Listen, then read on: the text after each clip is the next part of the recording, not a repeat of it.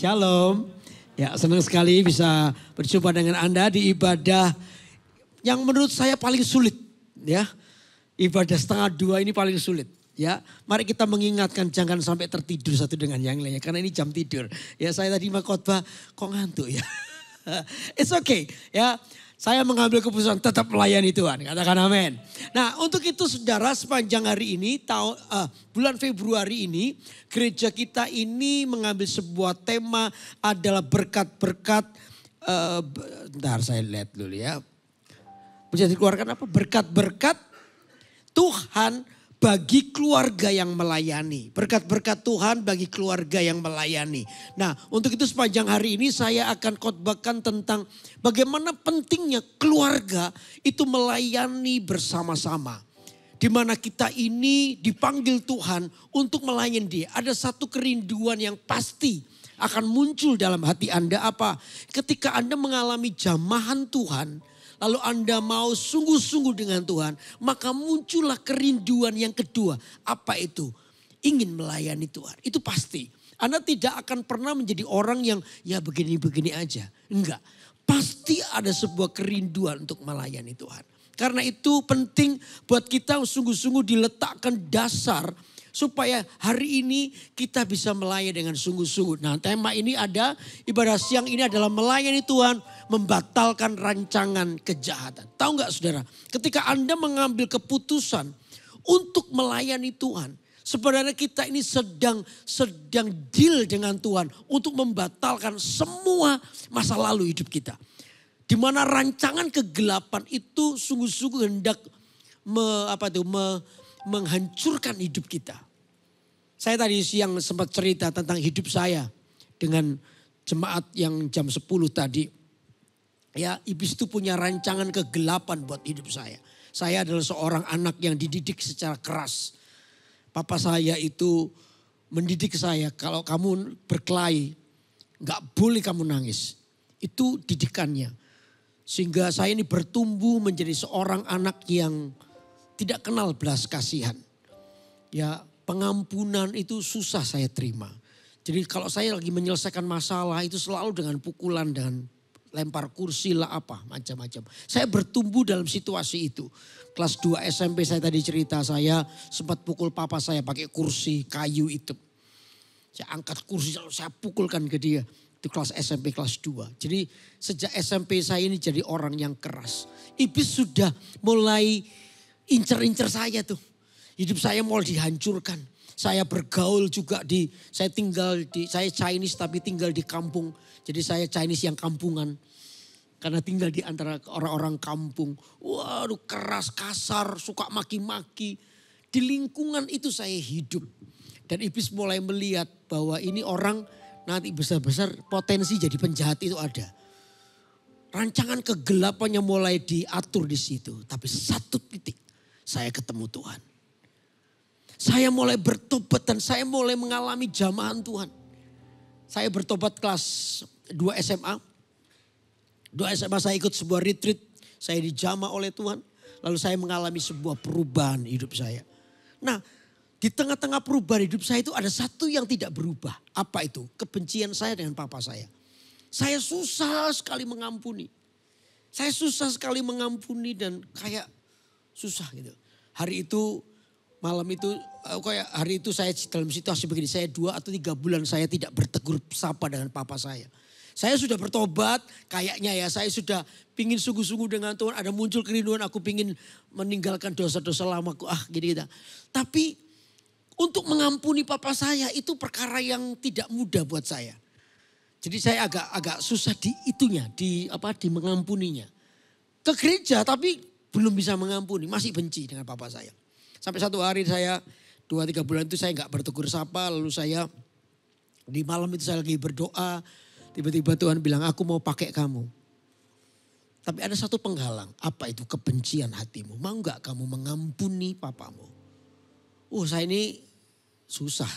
Saya bilang sama Tuhan susah lah. Saya coba pikir waduh hidup saya keluarga saya pasti hancur. Karena papa saya juga keras. Gak mungkin. Kalau saya minta maaf papa saya belum tentu memaafkan saya. Saya tuh ngerti papa saya. Gak mungkin. Saya minta maaf waduh dikepret sudah. Apa kamu gitu modelnya. Jadi saya nggak mungkin. Akhirnya tapi saya begini ya sudahlah, saya nurut apa kata Tuhan. Gini aja, saya buat persyaratan.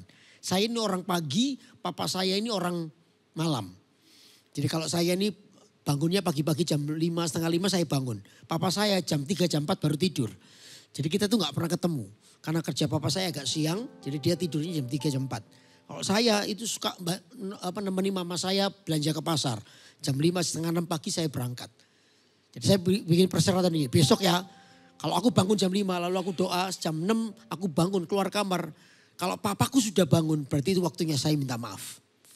Kalau enggak berarti nehi semberigede. Enggak pokoknya. Oke. Ya udah saya tidur. Pagi-pagi jam setengah 5 saya bangun, saya doa. Selesai doa, saya sampai jam 5 setengah 6 lah saya doa gitu. Selesai saya buka pintu. Saya buka pintu, saya kaget karena papa saya sudah baca koran di depan saya. Di kursi sofa itu. Dia baca koran. Saya kaget. Tapi karena saya gengsi masih keras. Saya jalan-jalan di depan papa saya. Nyapa apa enggak ya? Minta maaf apa enggak ya? Aduh kok gengsi, kok berat ya hidup gue gini ya. Gitu. Sampai akhirnya mama saya, ayo Yudi temani mama ke pasar. Ayo siap, ada alasannya. Sudah ayo pergi. Saya ambil keranjang belanjaannya saya pak. Sampai di ujung gang itu. Tiba-tiba saya itu dengar suara audible di telinga saya. Kamu mau dipakai Tuhan atau tidak? Kamu mau dipakai Tuhan atau tidak? Saya tuh langsung kaget gitu. Saya coba berkata, aku mau dipakai Tuhan. Kalau Anda mau dipakai Tuhan, keinginanmu berada di dalam kehendak Tuhan itu harus berada di atas perasaanmu. Katakan amin. Perasaan kita itu tidak boleh menjadi penghalang. Sebab apa saudara, di luar itu ada rancangan kegelapan yang sedang ditaruh dalam hidup Anda. Kalau saya hari itu lebih menghargai perasaanku daripada keinginanku, maka jadilah rancangan kegelapan dalam hidup saya. Tapi hari itu, ketika saya dengar itu, saya langsung kasih keranjang belanjaan mama saya. Mas sebentar ya, saya lari balik pulang. Papa saya masih baca koran. Saya dengan keberanian terakhir sudah gak tahu gimana. Karena papa saya menghadap ke sana, saya di belakangnya. Saya tiba-tiba langsung peluk papa saya. Saya bisikin, Pak, Yudi minta maaf ya Pak. Saya itu posisi 2-3 bulan tidak bertegur sapa dengan dia. Papa saya diem. Saudara. Wah itu tambah kayak apa ya, awkward gitu loh, kayak kaku gitu loh. Minta maaf Pak. Papa saya diem. Dia tetap baca koran. Bayangin kalau ada berbuat baik Pak, minta maaf. Tangan Anda gak disambut, dia biar Anda perasaan gimana? Kami minta tangan gak apa-apa, gak minta maaf sama kamu. Saya kayak itu hari itu kayak, Pak minta maaf. Pas saya diem, baca koran terus. Tiba-tiba korannya ditutup, taruh. Itu tangan saya dipegang, ditarik sama dia. Papa saya gitu gak suka ya. Lalu itu gak suka. Papa saya itu orangnya gitu loh. Kenceng-kencengan gitu loh. Gak suka yang gimana kabar wadah sudah. Gak ada di dalam kamusnya dia kayak gitu. Dia tarik tangan saya. Dilepaskan. Dia bangkit berdiri. Saya tuh kumpulkan kekuatan. Saya mikir aduh bakal dikaplok ini. Ditampar atau ditupukul pasti. Tunjek pasti. Terus tak kumpulkan kekuatan di pipi saya. Tak kumpulkan sama. Bapak saya berdiri. Dia balik ke belakang lihat saya. Dia tarik kepala saya bagian belakang lalu dipeluk. Peluknya. Dia ngomong, bukan kamu yang salah nak. Papamu yang salah. Hari itu saya lihat papa saya nangis. Dia nangis, dia minta maaf. Justru dia yang minta maaf. Oh saya gitu ya, tambah hancur hati saya. Tambah lagi sama aku, minta maaf. Mama saya datang karena ditunggu lama kok gak balik-balik Yudi ini. Mama saya lihat 2 laki-laki pelukan. Loh ada apa kok peluk-pelukan? Nangis. Hari itu kami dipulihkan. Saya dipulihkan hubungan saya dengan papa saya. Papa saya juga dipulihkan. Saya percaya hari itu. Tiba-tiba rancangan kegelapan itu dihancurkan. Katakan amin. Roh jahat yang berusaha keluarga ini mau tak hancurin nih. Keluarga ini mau tak habiskan ya. Kekecewaan, kepahitan, semua disuntikkan di keluarga ini. Tak pecah-pecahin, harus saling membenci. Wah, rancangan kegelapan itu ada. Tapi ketika ada satu orang yang membuka dirinya bagi Tuhan. Tiba-tiba rancangan itu dibatalkan. Karena Anda adalah orang yang memberi kesempatan Tuhan ada di antaramu. Katakan amin. Halo amin. Nah, siang ini saya mau ajak Anda betapa pentingnya satu orang aja di keluargamu. Kalau orang ini adalah orang yang sungguh-sungguh minta kepada Tuhan. Saya percaya satu orang ini akan diindahkan oleh Tuhan. Makanya Alkitab bilang apa? Kalau satu orang bertobat maka seisi keluarganya akan mengalami pertobat, diselamatkan. Katakan amin. Makanya penting satu orang aja. Mungkin di antara hari ini ada yang datang, Anda adalah orang satu-satunya yang ngerti. Tuhan, keluargaku kacau sekarang. Papa mama mungkin di ujung tanduk perceraian sekarang. Mungkin kakakku lagi bercerai, mungkin kakak dan adik lagi bertengkar. Aduh, rebutan harta atau apa saja. Kacau di rumah ini. Satu orang aja, ayo kita naik banding kepada Tuhan. Saya percaya satu orang ini akan diindahkan oleh Tuhan. Saya percaya doanya akan dijawab oleh Tuhan. Halo amin. Karena itu ayo kita coba lihat contoh di Alkitab. Kita buka dulu ya. Ya.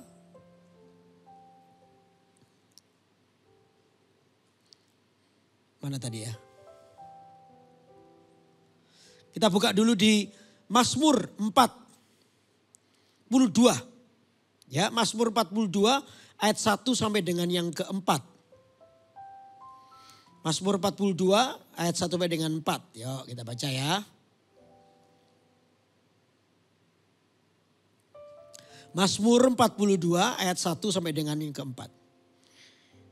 Coba lihat. Oke, yuk kita baca ya.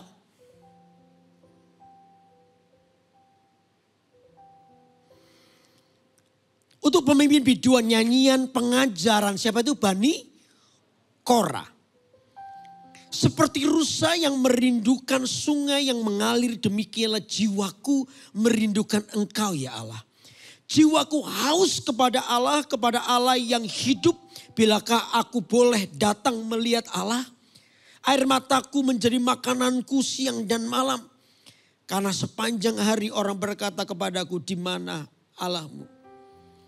Sampai di sini dulu. Saudara, ini adalah tulisan yang ditulis oleh seorang yang namanya Bani Korah. Dari salah seorang keluarga Bani Korah. Dan saya tuh melihat luar biasanya. Kayak tulisan itu kalau Anda lihat ya. Mazmur 42 itu kayak berada di Alkitab itu kayak di tengah-tengah gitu loh. Ditulis di kalau tempat prime-nya. Dan ini adalah tulisan yang sangat menginspirasi. Bahkan ada lagunya ya. Seperti rusa rindu sungaimu. Ditulis oleh seorang Bani Korah. Anda tahu Bani Korah itu siapa? Siapa yang tahu Bani Korah itu siapa? Siapa yang tahu Bani Korah itu siapa? Bani Korah itu adalah sebuah bani kelompok yang memberontak kepada Musa. Saya ingat. Dan Bani Korah ini adalah satu bani yang dihukum oleh Tuhan. Dan cara penghukumannya itu sangat sadis. Tahu nggak saudara cara penghukumannya apa? Tiba-tiba bumi itu membelah. Bani Korah itu tenggelam di bumi itu lalu ditutup lagi oleh Tuhan. Wow. Itu penghukuman yang sadis karena apa? Bani Korah ini betul-betul tanda kutip maaf ya pakai kata ini kurang ajar terhadap Musa. Memberontak kepada Musa dan Tuhan itu begitu murka terhadap Bani. Karena kesalahan mereka memberontak hingga mereka ini menjadi orang yang berada di jalan yang salah. Tahu gak saudara, keluarga kita ini kadang-kadang berada di jalan yang salah. Begitu kita berada di jalan yang salah, saya tahu detik itu kayak rancangan kegelapan sudah mulai di start di situ. Bani Korah ini seorang bani yang memberontak terhadap Musa. Mereka tidak suka dengan kepemimpinan Musa. Mereka mencoba memberontak terhadap Musa. Dan itu mendukakan hati Tuhan. Mendukakan hati Tuhan. Gara-gara itu Tuhan memukulnya. Dan bumi itu kayak terbelah gitu. Dan semua Bani Korah jatuh di dalam belahan itu. Lalu ditutup lagi bumi itu. Tuhan pukul seperti itu. mungkin dalam konteks kejadiannya adalah kayak Tuhan tuh kayak memusnahkan semua Bani Korah. Bani itu kelompok ya. Semua Bani Korah habis. Tapi mungkin kalau saya melihat surat ini masih ada 1 atau 2 generasi yang tertinggal. Yang mungkin hari itu gak tahu lagi kemana lah. Ya. Nah, Bani ini tahu bahwa satu orang ini tahu bahwa kelompoknya ini dipukul oleh Tuhan. Dia mengerti situasi itu. Udah tidak ada pengampunan karena sudah habis semua dipukul.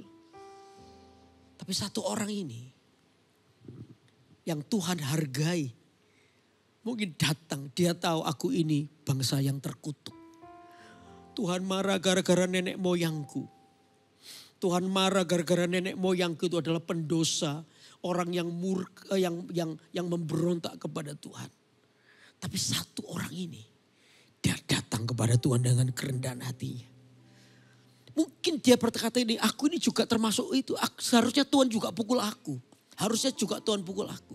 Harusnya juga aku berada di sebuah hukuman karena kesalahan itu. Mungkin juga aku berada karena aku ini adalah keturunan yang aku ini adalah rancangan daripada kegelapan yang ada dalam keluargaku. Tapi aku ini boleh toh kan naik banding kepada Tuhan. Seperti seorang yang ditarik kerahnya ya. Ini kayak jurang itu. Orang itu kalau diangkat kerah itu. Lalu di pinggirin ke jurang itu. Tinggal dilepas gini aja. Orang itu pasti mati. Di tengah-tengah situasi yang kayak itu. Orang ini berkata, seperti rusa rindu sungaimu, jiwaku rindu engkau. Mungkin dengan hancur hati Tuhan, aku tahu keluargaku ini salah kepada Tuhan. Aku tahu jalan keluargaku ini melukai hati Tuhan. Aku tahu perbuatan mereka itu jahat di hatimu, di mata Tuhan. Tapi boleh gak aku datang seorang diri, ampuni keluargaku Tuhan. Dengan kerendahan hati, dengan matanya dia, dengan air matanya dia datang kepada Tuhan. Dia tulis itu seperti rusa rindu sungaimu, jiwaku rindu engkau. Dikatakan kau lah Tuhan, hasrat hatiku ku rindu menyembahmu. Keluargaku, omku yang satu itu gak pernah percaya sama Tuhan, bahkan menghina Roh Kudus. Aduh Tuhan, ampuni.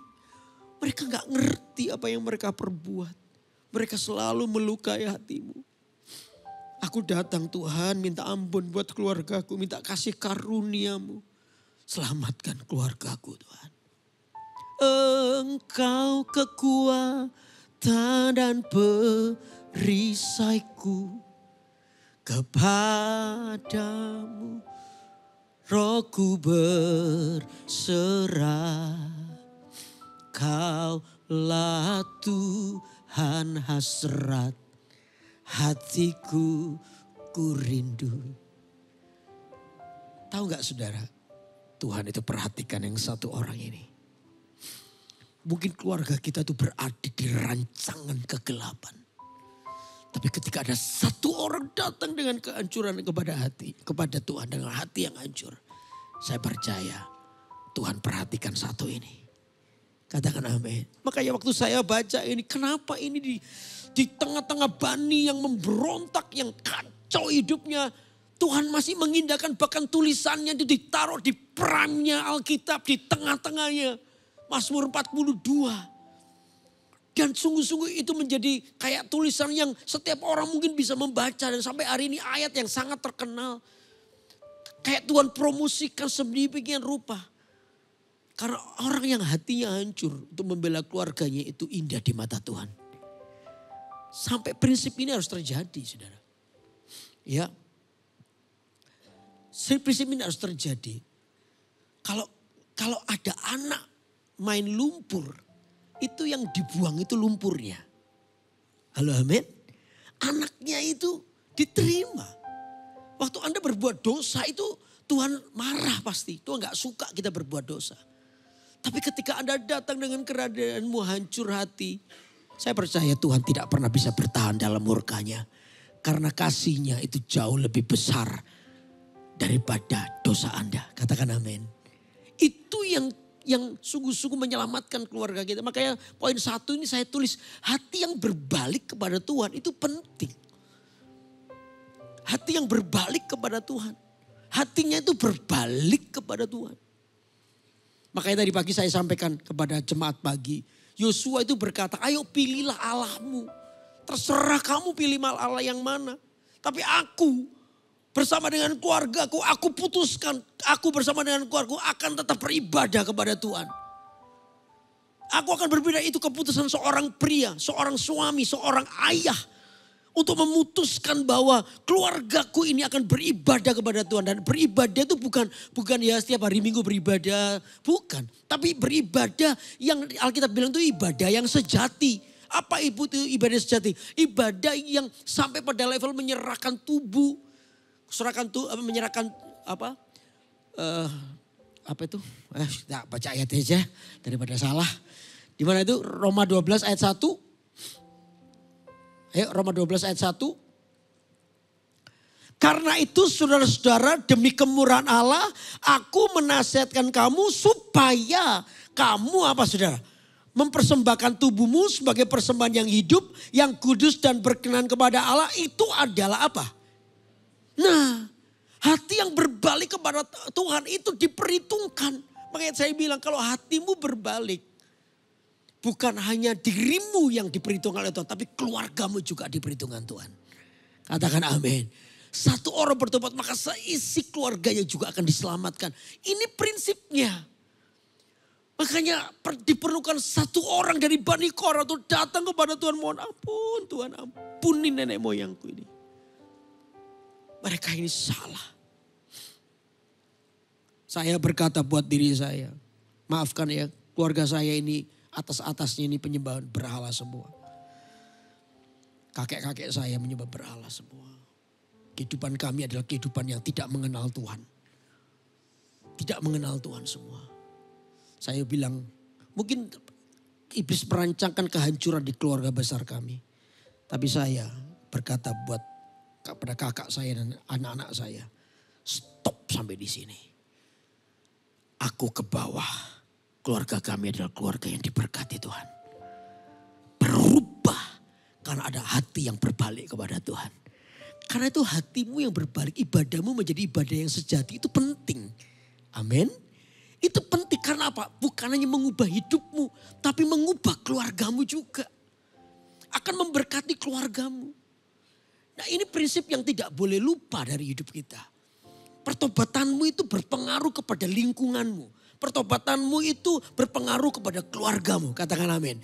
Makanya ibadah ini saya sangat menghargai ibadah yang siang ini ya. Teman-teman ini tadi saya bilang ini ibadah berat. Waktunya orang tidur Anda beribadah. Haleluya. Iya kan? Nek tambah ya beritahu kepada mereka ibadah 1:30 ini ibadah berat tapi kemuliaannya lebih besar. Oh enggak. Saya ngomong ini dimarahi yang ibadah jam kedua ya. Enggak. Tapi kita mau datang gitu loh. Ayo ibadah ini sungguh-sungguh supaya ibadah ini menjamah hati Anda. Katakan amin. Dan selalu ubah tiap kali kita beribadah kita pulang itu Tuhan ampuni aku di area ini. Oh hati yang berbalik itu akan membuat Anda melihat kemuliaan Tuhan. Beri tepuk tangan buat Allah yang besar. Yang kedua apa sekarang? Yang kedua ya jadi kalau Anda mau membatalkan rancangan kegelapan hatimu harus berbalik kepada Tuhan. Lalu yang kedua apa? Ini loh saudara yang kedua. Fokus kita adalah menyelesaikan kehendak Tuhan. Fokus kita adalah menyelesaikan kehendak Tuhan. Dalam hidup kita itu ada banyak kehendak. Tapi ingat ya, kehendakmu tidak boleh menggeser kehendak Tuhan. Makanya tadi saya bilang, saudara, kehendak Tuhan itu harus di atas keinginanmu. Satu saat Yesus ini, saya kasih contoh ini. Yesus itu ditawari makan oleh murid-muridnya. Ayo Yesus makan. Yesus bukan gak mau makan, mungkin Yesus lapar. Tapi Yesus gak kepingin makan karena apa? Dia memikirkan kehendak Tuhan. Makanya dia berkata ini, makananku ialah melakukan kehendak Dia yang mengutus aku dan apa saudara? Ayo kita baca dulu. Ya, Anda enggak? Gitu sama saya. Yuk, mana itu? Yohanes pasal 4. Ya betul ya, Yohanes 4 ya, ayat 34. Ya, 31 deh kita baca. Yohanes pasal yang keempat ayat 31. Ya. Sementara itu murid-muridnya mengajak Dia. Katanya, Rabi makanlah. Akan tetapi Ia berkata kepada mereka, padaku ada makanan yang tidak kamu kenal. Maka murid-murid itu berkata seorang kepada yang lain, adakah orang yang telah membawa sesuatu kepadanya untuk dimakan? Kata Yesus kepada mereka, makananku ialah melakukan kehendak Dia yang mengutus aku dan apa saudara? Rupanya Yesus berkata, makananku itu melakukan kehendak Dia. Makananku itu melakukan kehendak Dia. Saudara, Yesus ngomong makananku. Makanan itu sangat mempengaruhi apa yang akan menjadikan tubuh Anda, diri Anda. Kalau makanan kita sehat, maka tubuh kita sehat, betul? Kalau makananmu ngawur aja semua dimakan, itu bahaya kayak saya gini. Ya kan, saya ini ngawur makanannya. Dulu karena saya ini orang miskin dulu ya, saya itu gak bisa makan apa-apa.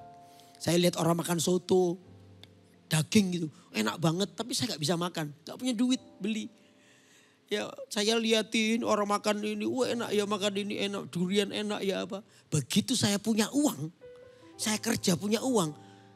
Begitu saya gajian, uang saya tak belikan makanan yang dulu tidak pernah saya makan. Jadi saya ngawur aja makanan, pokoknya ini dulu pengen wajar, ini wajar.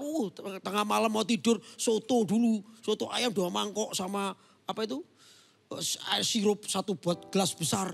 Hampir tiap malam gitu. Mama saya bilang, lu ngawur makan kok gitu. Gak bisa tidur Pak kok, gak kenyang gitu. Makananku gitu. Akibatnya, hari ini akibatnya. Ada ringnya 4 di sini. Gak sehat. Baru sudah tua ini saya mulai menyadari. Makan ya pelan-pelan, dikit-dikit.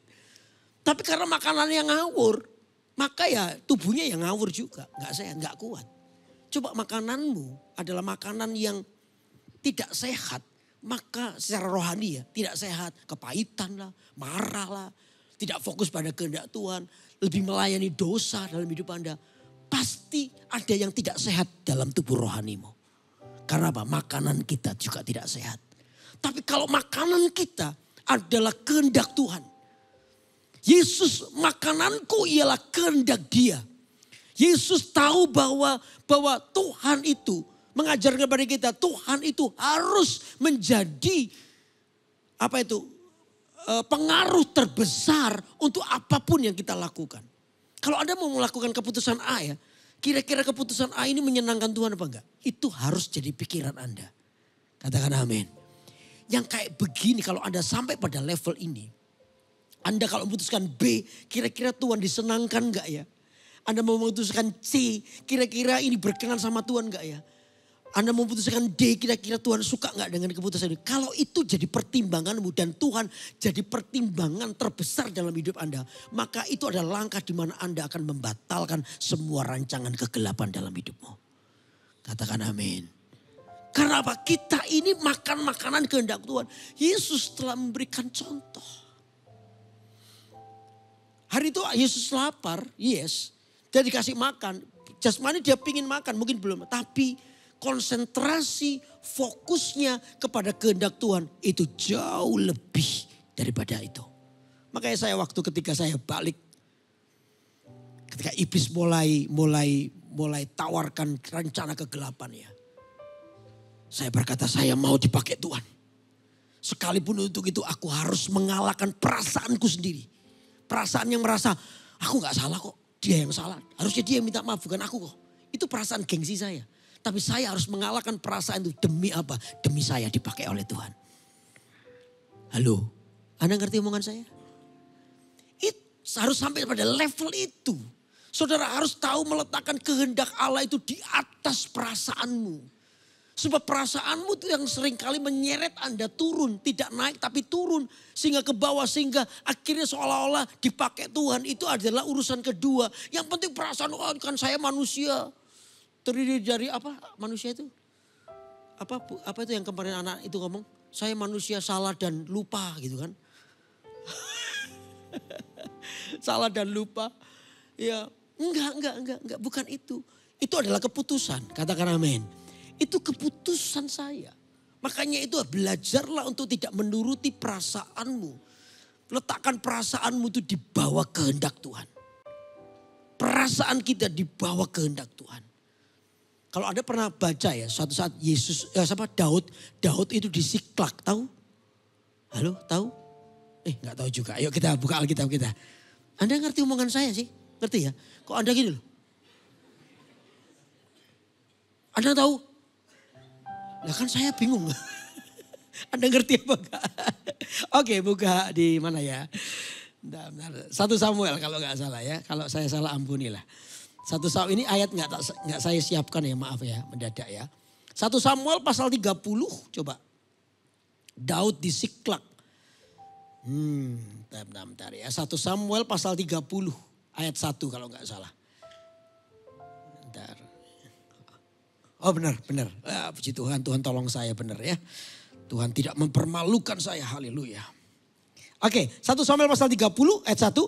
Ketika Daud serta orang-orangnya sampai ke Siklak, pada hari yang ketiga, orang Amalek telah menyerbu tanah Negeb dan Siklak.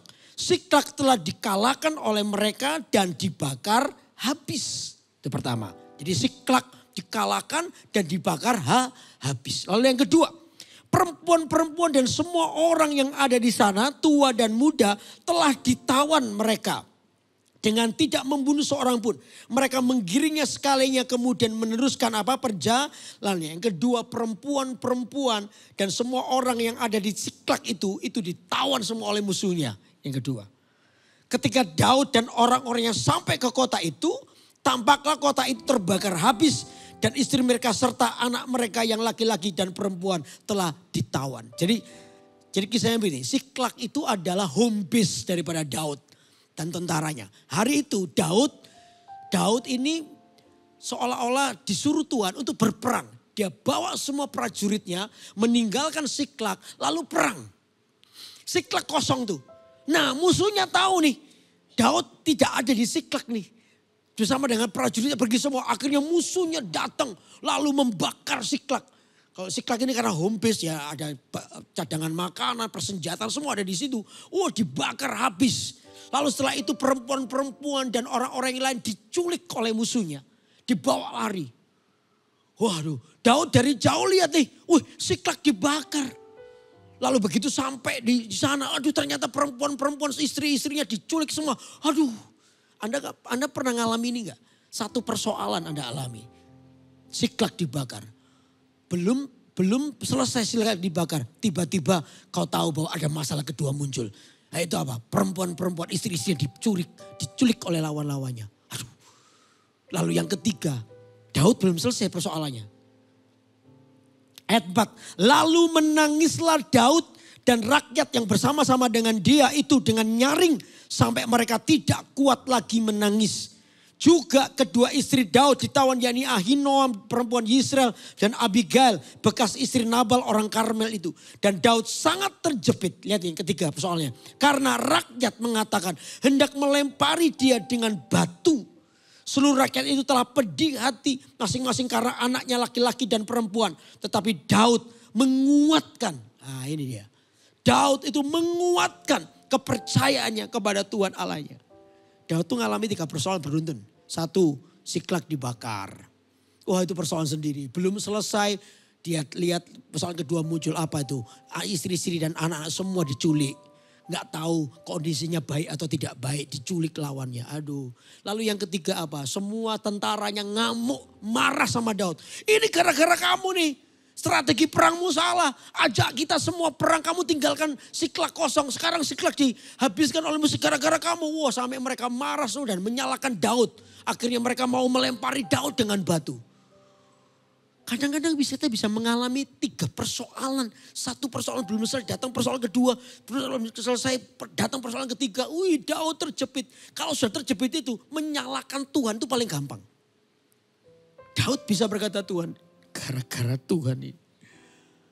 Kenapa aku kok melayani Tuhan terus? Sehingga aku gak punya waktu sama keluarga, sama anak. Sehingga anakku orang kenapa aku disalahkan Tuhan. Ini gara-gara pelayanan ini. Gara-gara ini pelayanan ini. Aku gak dapat pekerjaan. Gara-gara Tuhan ini. Kenapa aku sudah melayani. Kenapa aku sudah aktif di gereja. Kok tetap mengalami persoalan. Waduh. Menyalahkan Tuhan itu paling gampang. Tapi Daud tidak melakukan itu. Alkitab justru berkata apa? Daud menguatkan kepercayaannya. Artinya apa? Daud berkata begini, aku boleh mengalami persoalan. Tapi persoalan itu tidak boleh menggeser rasa kagumku dengan Tuhan. Katakan amin. Aku boleh mengalami persoalan. Tapi persoalanku tidak akan membuat aku kecewa dengan Tuhan. Oh, ini gak mudah. Tapi orang yang mau membatalkan rancangan si jahat dalam hidup kita itu adalah sikap seperti ini. Meletakkan perasaanmu di bawah kehendak Tuhan. Oh, gak ada yang amin. Anda ngerti gak khotbah saya? Halo, amin? Amin, saudara? Aku ngantuk loh ini. Enggak. Amin, saudara? Meletakkan perasaan kita di bawah kehendak Tuhan. Ini yang akan membatalkan rancangan kegelapan. Hari ini Anda berdoa, mungkin doamu gak didengar. Kok keluargaku gak perlu bertobat? Saya berdoa buat papa saya. Ya, itu cukup lama. Saya berdoa, bukan papa saya tetap tadi sih. Keluarga saya, om dan tante saya. Hampir 7 tahun saya berdoa. Dan hari ini satu persatu bertobat kenal Tuhan. Dan saya percaya doa saya akan didengar oleh Tuhan. Katakan amin. Halo amin. Dan itu terus terjadi. Apapun yang kita alami, belajar satu ini. Meletakkan perasaan kita di bawah kehendak Tuhan. Anda punya kehendak, tapi ingat ya, di atas kehendakmu ada kehendak Allah yang absolut. Karena itu penting buat tadi saya bilang, makananku ialah kehendak Tuhan. Anda terfokus kepada Tuhan. Yesus yang makanan jasmani aja gak terlalu terfokus. Sekalipun dia mungkin bisa lapar, tapi gak terfokus ke situ. Yang dia fokuskan adalah apa? Yang dia fokus adalah kehendak Tuhan. Saya percaya kalau satu ini, kalau kita fokus kepada kehendak Tuhan, maka kekuatan Tuhan itu ada pada kita. Sehingga nanti, ya untuk seperti Yesus begitu ya, itu gak mudah loh. Dia terakhir di Taman Getsemani, ingat ya Yesus itu tetap 100% manusia. Dia mengalami ketakutan. Waktu dia mau mati, bayangan orang mau mati dan tahu cara matinya itu wah susah. Di tingkat stres, Yesus yang paling tinggi itu dia, Alkitab berkata dia sampai mencucurkan keringatnya itu bukan lagi air tapi darah karena pembuluh darahnya pecah semua. Di tingkat stres yang paling tinggi. Harusnya kalau Yesus gak kuat mungkin itu anakku gak kuat ganti lain-lainnya. Jangan aku. Tapi di tengah-tengah 100% sebagai manusia itu dia tetap berkata ini. Bukan kehendakku tapi kehendakmu yang jadi. Perkataan itu perkataan yang apa? Saya tahu gak perkataan biar kehendakmu bukan kehendakku tapi kehendakmu itu sama artinya gini. Aku meletakkan perasaanku di bawah kehendakmu biar kehendakmu yang jadi. Katakan amin. Mentalitas ini yang harus ada. Mentalitas ini yang harus dibangun supaya Anda membatalkan rancangan kegelapan dalam hidup Anda. Halo amin. Oke, 2 itu. Yang ketiga terakhir apa? Yang ketiga adalah keputusan kita untuk memperbaiki, keputusan kita untuk melayani, memperbaiki nasib keluarga kita. Untuk kita ini bisa mengasihi Tuhan tadi. Keputusan kita mengasihi Tuhan, saya percaya tadi akan memperbaiki keluarga kita. Itu yang saya bilang tadi, satu orang bertobat diselamatkan seisi keluarganya. Pertobatanmu itu bukan hanya berpengaruh buat diri Anda, tapi berpengaruh buat keluarga Anda. Halo amin. Oh seorang ayah yang memutuskan untuk hidup benar di hadapan Tuhan. Dia akan sungguh-sungguh merancang kebaikan yang menggantikan kejahatan. Ada ayah-ayah yang terlalu ambisius mungkin. Oh pingin kaya. Saya percaya sih begini loh, kalau Anda rajin bekerja ya dengan sungguh-sungguh. 10 tahun aja, Anda rajin kerja siang malam kerja terus. Saya percaya Anda pasti bisa kaya, bisa. Tapi Anda dengan kayamu itu, Anda sedang mengorbankan hubungan Anda dengan anak, hubungan Anda dengan istri. Jangan sampai itu terjadi. Di sisi keuangan itu tidak boleh membuat Anda itu menggantikannya hubungan yang lebih kekal pada anak-anak. Ada anak-anak yang kehilangan hubungan sama orang tua. Ada anak-anak yang tidak bisa mengerti keadaan orang tua. Karena orang tuanya terlalu sibuk. Duit terus. Saudara, keuangan itu bagi saya itu adalah berkat terkecil yang kita bisa terima. Ini prinsipnya. Keuangan itu adalah berkat terkecil daripada yang Anda bisa terima. Di atas keuangan itu ada yang namanya keluarga bahagia. Halo, amin. Amin.